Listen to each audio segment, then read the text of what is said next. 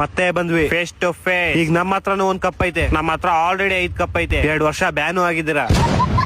ಈ ಸಲ ಕಪ್ಪು ಲಾಲಿಪಾಪು ಇಕ್ಕಿದ್ವಲ್ಲ ನಿಮ್ ಬೈಕ್ ಓದ್ಸಲನೆ.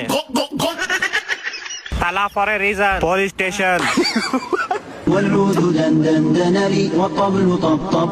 ಹಲೋ ನಮಸ್ಕಾರ ಬೈಜಾನ್. ಸಲಾಂ ಅಲೈಕುಂ. ಈ ಸಲ RCB ಸೋಲಿಸ್ತೀವಿ. ಇದು IPL ಕೊಡೋ, ನಿಮ್ ಟೀಮ್ ಎಲ್ಲ ಇರ್ತಿದ್ರಲ್ಲಿ. ಆದ್ರೂ ಈ ಸಲ RCB ಕಪ್ ಗೆಲ್ಲಲ್ಲ. ಹೌದೌದು, ಅದು ಕರೆಕ್ಟ್. ಲೇ ನಮ್ RCB ಅನ್ಬಾಕ್ಸ್ ಇವೆಂಟ್ ಅಲ್ಲಿ ಮಿಡಿ ಪಾಕಿಸ್ತಾನ ಹೋಗ್ಬಿಡುತ್ತೆ. ಹೌದೌದು, ಇದು ಕರೆಕ್ಟ್. RCB ಗೆಲ್ಲಕ್ ಬಿಡಲ್ಲ. ಅಕಸ್ಮಾತ್ ಹೆಂಗೋ ಗೆದ್ಬಿಟ್ರೆ ಇನ್ನೇನ್ ಗೆಲ್ಲೋ ಟೈಮಲ್ಲಿ ಸ್ಟೇಡಿಯಂ ಬಾಂಬ್ ಹಾಕ್ಬಿಡ್ತೀವಿ. ಹಾಕ್ರಿ. ಓ ಹಾಕ್ರಿ 5ನೇ ತಾರೀಕು ಹಾಕ್ರಿ. ನಮ್ ಜೊತೆ ಇವ್ರು ಹೋಗ್ಬಿಡ್ಲಿ. ಹಾಕ್ತಿವಿ ಬಿಡಲ್ಲ. ಫಸ್ಟ್ ಅಲ್ಲಿ ಅಫ್ಘಾನಿಸ್ತಾನ ನಿಮ್ ತಿಗೋಡಿತಾರ, ಅದಕ್ಕೆ ಬ್ಯಾಂಡೇಜ್ ಹಾಕಳ್ರಿ, ಆಮೇಲೆ ಬಾಂಬ್ ಹಾಕೋರಂತೆ.